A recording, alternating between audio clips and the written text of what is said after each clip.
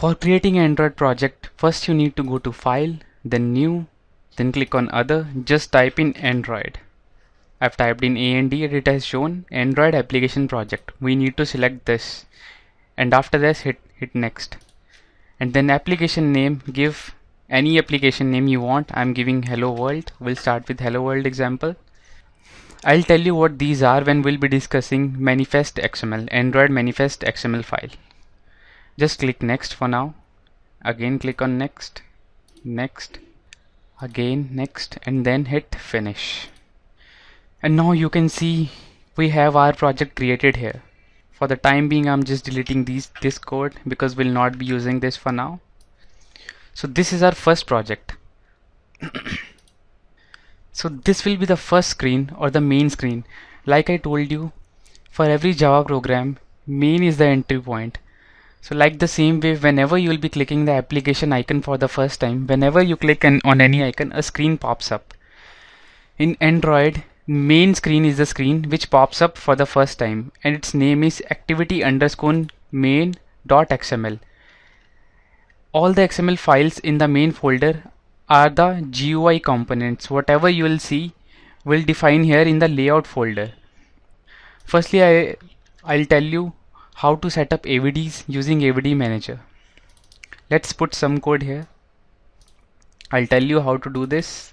Don't worry about this. Just give it message hello world and save it. And now how to run this application. For running this application, you can just hit the run button, and in here just select Android application. Output of this application will be shown on an emulator. As I told you earlier, when we are running our Android application on Windows, Android has provided emulator where we can see output of our Android code. See, it is asking us to install a AVD.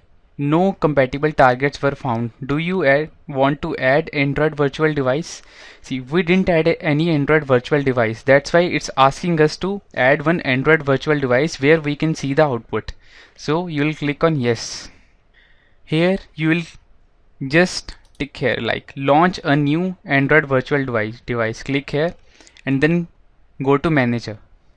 And this screen will pop up. Here you need to create one new virtual device. Click on new.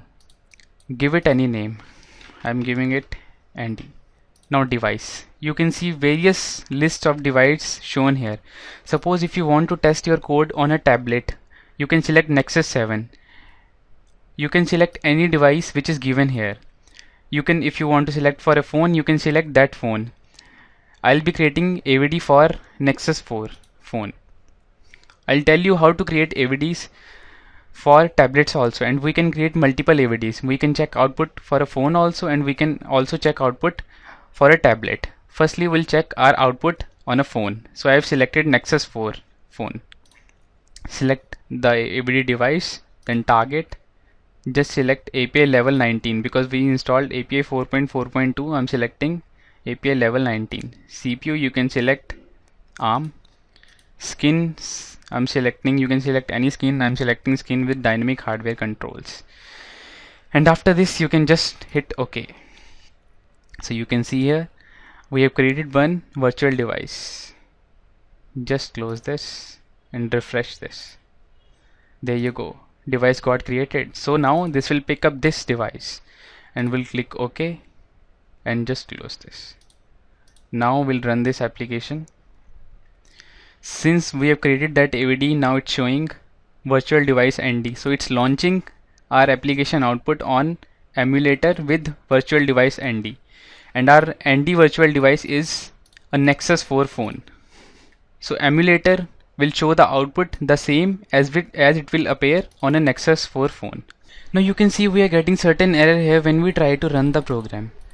Now how to avoid this scenario? It is saying fail to allocate memory 8.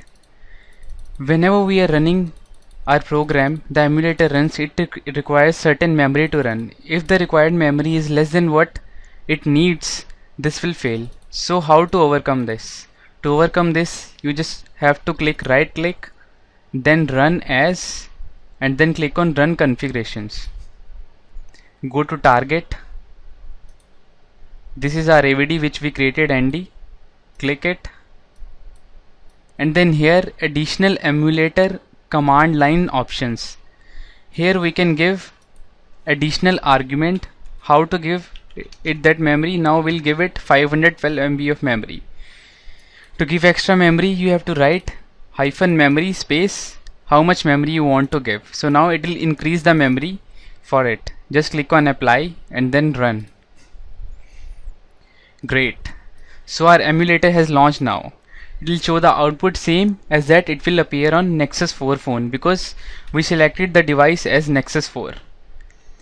First time it takes a lot of time to show up the output, and once it shows the output you should not close it, because again when you will restart it, it will take some time.